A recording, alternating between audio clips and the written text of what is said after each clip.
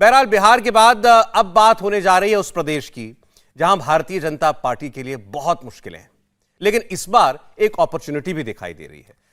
पश्चिम बंगाल में क्या होगा अगर वहां पर चुनाव इस वक्त कराए जाएं, तो यह हम आपके सामने रख रहे हैं। आपके सामने मुद्दे, जनता ने किस विषय पर वोट करने का मन बनाया। तो ममता सरकार के काम पर 28% लोग वोट करेंगे, ऐसा उन्होंने बताया सर्वे के दौरान। सांप्रदायिक हिंसा में सुरक्षा मुद्दा है, यह 31% लोगों को लगता है। केंद्र सरकार की नीतियों से प्रभावित होकर 22% लोग वोट करना चाहते हैं और रोजगार और विकास के नाम पर 19% लोग वोट देना चाहते हैं। हमने सर्वे में यह भी सवाल पूछा कि अगली सरकार किसकी बन सकती है। यहां पर दो ही मुख्य पार्टियां नजर आती हैं, बीजेपी और टीएमसी। 42% लोग मानते हैं कि ममता बनर्जी की सरकार बनेगी अगली सरकार, अगर अभी चुनाव होते हैं। हालांकि 2 साल पहले ही चुनाव हुए हैं और अभी अगर चुनाव कराए जाते हैं तो 42% पर ममता बनर्जी। लेकिन चौंकाने वाली तस्वीर यह है जो आप इस वक्त देख रहे हैं। शुवेंदु अधिकारी बीजेपी के बड़े नेता, टीएमसी से टूट कर आए। 40% लोग शुवेंदु अधिकारी को अगली सरकार में देखना चाहते हैं, यानी कि मानते हैं कि अगली सरकार इनकी बन सकती है।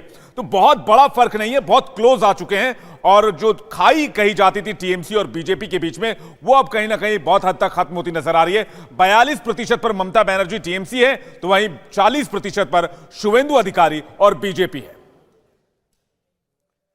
अब सवाल यह है कि वोट किसके नाम पर पश्चिम बंगाल में। तो 33% लोगों ने कहा कि वो ममता बनर्जी के नाम पर वोट करेंगे, ममता बनर्जी उनकी नेता हैं। 22% लोगों को नरेंद्र मोदी पर भरोसा है पश्चिम बंगाल में। और जैसा हमने आपको बताया, सांप्रदायिक ध्रुवीकरण के कारण जो वोट प्रभावित हो रहा है वो 34% है और विकास के नाम पर 11% लोग वोट कर रहे हैं। और देखिए, फिर बात हमने वोट शेयर की भी की। वोट शेयर को लेकर भी हमने सवाल जनता से पूछा कि अगर आज चुनाव होते हैं तो किसको कितना वोट शेयर मिलेगा। ममता बनर्जी यानी कि टीएमसी को 46% वोट शेयर मिलेगा अगर आज चुनाव होते हैं। तो शुभेंदु की अगर बात करें यानी बीजेपी की बात करें तो ये 41% है, यानी बहुत ज्यादा अंतर नहीं है बीजेपी और टीएमसी के बीच में।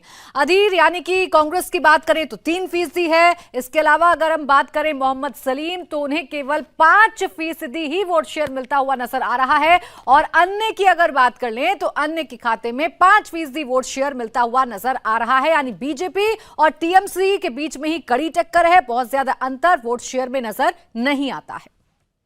यहां सबसे बड़ा सवाल यह कि 294 विधानसभा सीटों वाली विधानसभा में किसे कितनी सीटें मिलेंगी पश्चिम बंगाल में अगर आज चुनाव होते हैं। सबसे बड़ी पार्टी रहेगी ममता बनर्जी की, 173 सीटों के साथ क्लियर मेजॉरिटी नजर आती है ममता बनर्जी को, यहां पर टीएमसी को।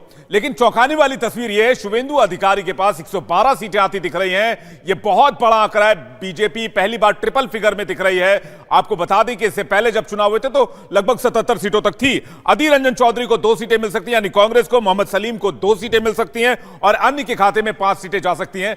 सबसे बड़ा मार्जिन लेती नजर आ रही है बीजेपी, जो 112 सीटों तक पहुंच सकती है अगर आज चुनाव होते हैं। और नुकसान होता दिख रहा है टीएमसी को। हालांकि अभी भी ममता सरकार को किसी तरह की चुनौती नजर नहीं आती है आज चुनाव होते हैं तो, लेकिन फायदा सीधा सीधा बीजेपी को, फायदा बीजेपी को मिलता हुआ नजर आ रहा है। आइए से जो पिछले चुनाव हुए हैं 2021 के, उसके आंकड़ों से समझते हैं, उसके नतीजों से समझते हैं। 2021 में 213 सीटें, सीटों में से 173 सीट मिली थी टीएमसी को। इसके अलावा अगर हम बात कर लें बीजेपी की, तो बीजेपी को 2021 में 77 सीटें मिली थी। लेकिन इस बार यानी कि अगर आज चुनाव होते हैं तो बड़ा इजाफा हो रहा है उनकी सीटों में। 112 सीटें भारतीय जनता पार्टी को मिल सकती हैं अगर आज चुनाव होते हैं पश्चिम बंगाल में तो।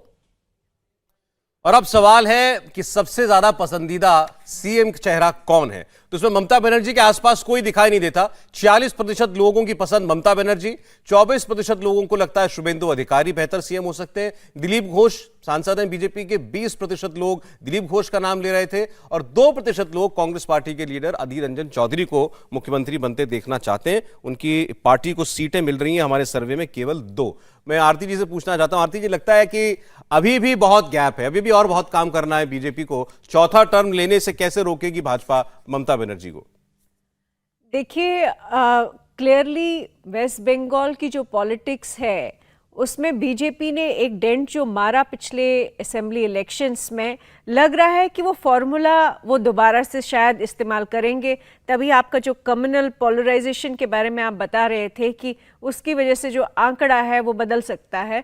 तो कहीं ना कहीं जो हिंदू मुस्लिम जो डिवीजन और जिस पॉलिटिक्स पे ममता भी खेलती है, इनफैक्ट मुस्लिम अपीजमेंट की जो वो पॉलिटिक्स खेल रही है, वो एक तरह से बीजेपी को फ़ायदा कर रही है धीरे धीरे से, जो हमने देखा पिछले असेंबली इलेक्शंस में। और अगर वही अप्रोच ममता रखती है तो बीजेपी को और ज़्यादा फ़ायदा होगा। और हमने देखा जो पिछले इलेक्शंस के बाद जो वायलेंस हुई, जो जिस तरह से मारधाड़ हुई हिंदुओं की, एक नैरेटिव बन गया कि हिंदू जो है वो सुरक्षित है।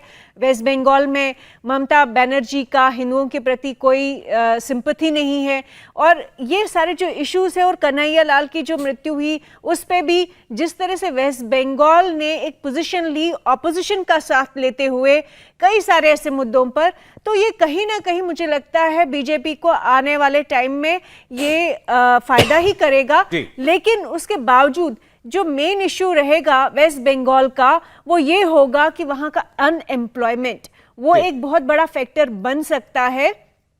जो अंडर डेवलपमेंट है वेस्ट बंगाल का, बेशक काम हुआ है, लेकिन वेस्ट बंगाल अभी भी गुजरात के कंपैरिजन में आप देख लीजिए या बाकी कई सारी स्टेट्स को देख लीजिए, उस तरह से वैसी प्रगति वैसा विकास। लेकिन फिर भी आपको लग रहा है कि मतलब बीजेपी अपने लिए जगह वहां पर धीरे धीरे बना रही है और बढ़ा भी रही है। इंडिया टीवी हर वक्त हर जगह डाउनलोड करने के लिए सर्च करें India TV news Google play store या ऐप स्टोर पर।